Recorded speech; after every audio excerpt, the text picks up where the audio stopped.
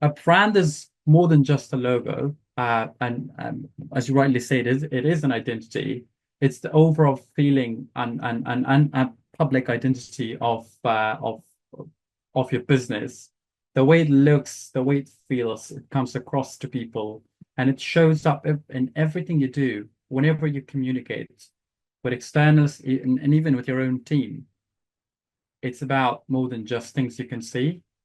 It's about it's the feeling people get when they talk and interact about their business. Uh, it's like, and I keep referring today to my brand as well. It's just how exactly I feel, I enjoy when I talk about my brand. It's just the brand I've created. So I just not just me, but people involved with me, they always enjoy when we talk about it, which I will take you through at one point throughout the presentation as well. We will talk about these. We'll talk about brand, color, logo, strap line, fonts, tone of voice, everything else throughout the session. So I'm not going to confuse you uh, right now. But let's talk about a great brand identity. It comes from the same unique place as your business, from you. Think about what makes your story special. Yes, it is important to consider what your customers connect with and what works well in the industry, but it also needs to reflect your unique story and what makes your business stand out. It needs to be easy for others to understand and consistent across everything you do, whether it's a conference that you're attending, it's an event, it's in a store, online store, or even a magazine. People should instantly recognize it's a business when they see and interact with it. And it should feel unique and not feel the same as other brands. It also needs to be easy to remember for people you want to reach out to so that they remember every time they hear your brand's name or they come across your brand. A great brand makes a huge difference. So why is a great brand important? First of all, it builds trust. Its consistency or the professionalism of it helps the customer trust you. It communicates the values to your customer. A brand can show the level of quality and they can expect. It helps people feel assured when they use your products and be able to recognize you to choose your again and again. And it gives your employers confidence and loyalty too. And these are just some of the reasons that taking the time thinking through and develop a great brand is so important for your business that will help you eventually stand out in the market. And the process begins with purpose of the brand and why this brand basically exists. You need to have a purpose for it. Brand purpose is the reason for the brand to exist beyond making money. It's not often about money. A brand purpose, it adds value, not just to lives of customers, but to society as a whole. Essentially, it's just why is this good? You don't have to save the world. You just need to change the customer's world for the better. And you have to build a more emotional relationship with your brand and customer, which we're going to talk later in the workshop about the emotions and the relationship. The purpose should be something your customers cares about too, so you could relate that on into your brand as well. And this will differentiate your brand from competitors. So this will help you loop in people who care about what you care about. Your brand should showcase these traits both implicitly and explicitly. Now, let's see some of that in action.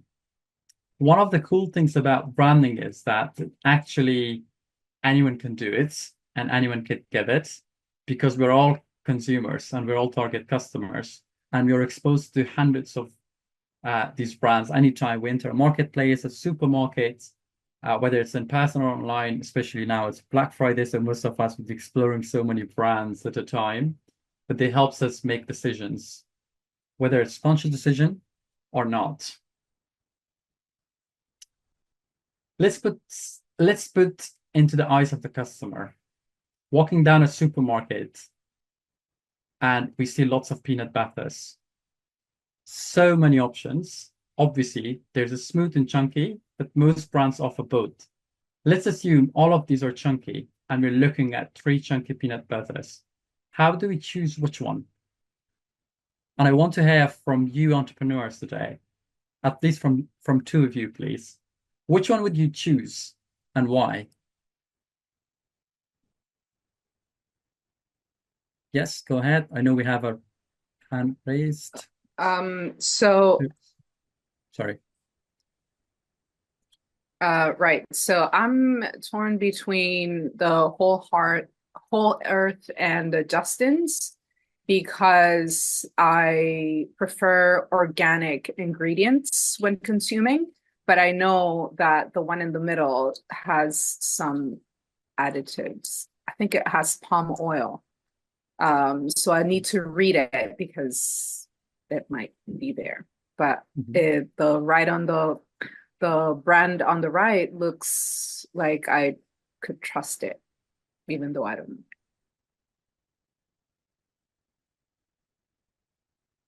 Jasmine, I know you have your raised Yeah. hand. Yeah, go Yeah, ahead. I will say something criminal here now. I don't need peanut butter. So I think I'm a good example of like saying my opinion on these because I would choose it purely on a look of it. Because I don't consume peanut butter. I don't know anything about peanut butter. Yes, scandalous. And for me, like brand wise, it will be strictly the Justins because it's the least generic, the most like towards something artisan and something small batch looking, which doesn't necessarily mean it is, but it has those vibes, the branding of it. So that would be the Justins for me. Thank you, Jasmine. Really interesting analysis, and I like the way you both engaged yourself into this brand look.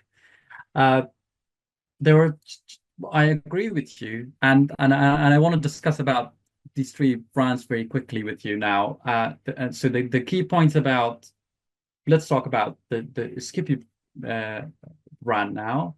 It's mostly targets families, children. It's very popular, very, very sugary. Um, and then we talk about the whole earth. I agree. Yes, it is organic. It's natural, reliable ingredients. It's affordable, and it's the jar itself it's very nice. It has the trees. They sort of go for it. We talk about the what the customers want. So I know what okay, if you're looking for organic, you're gonna go for organic.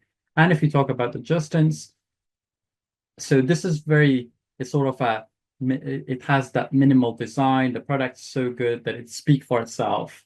It sort of looks, it has high quality, it's mindfully sourced, but obviously it's not organic, but it's expensive for the look and design that it has. So we all choose based on these characteristics, and these are businesses and brands that have basically designed in a way that attracts us and help us shape our decisions. Good, quick discussion there. Now I want to talk very briefly about Hatopia. So this is my brand. Last year when I was just launching it, I spent months and months of researching. I remember I did a lot of work during the Brand Booster program, a lot of discussions to be able to choose a color and a logo. And I also chose to make to choose one which is very simple, minimal, and to keep it very, very versatile. So if you look at how I have chosen my brand, it's exactly like if you see on the right side of the screen initially when we had 3 different brands, like the Justins. Maybe that's my preference. I just wanted to be like that. And also I chose, for example, this sort of greenish color I just wanted to make sure that the brand portrays trust and growth and some sort of warmth. And I chose this color based on months of research, basically about the industry, but also what I wanted the customers to feel. And then I also want to show you if you get a chance to look into the website, this is how it would look like. So there you will see like there are very clear lines, the details on the website and on eBay page, on Etsy, wherever you check about the company. Even if I go to an in-person stall or table I have, I make sure that the details are very clear and easy to portray. And in terms of consistency, I have kept the same on the website, eBay, Etsy, on a t-shirt I'm wearing, on a cap I'm wearing, and social media, all the posts, all the prints, everything. So this is how exactly I follow the same pattern that we learned through the Brand Booster program last year. Now let's talk about the Brand Booster brief, which is hosted on Canva. This is amazing graphic design tool, Canva, that basically anyone can learn how to use. It took me a while to learn, but I really enjoy using it now. And it may feel a bit confused or confusing at first, but over time it becomes quite easy.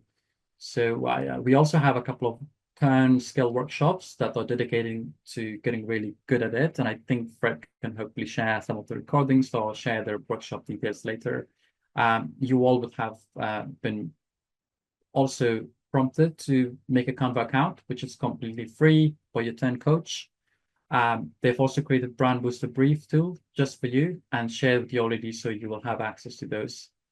And we will talk about also just the process that Brand Booster Brief follows. We're going to go through it here, and then we will go through design as well, and we will explain as well.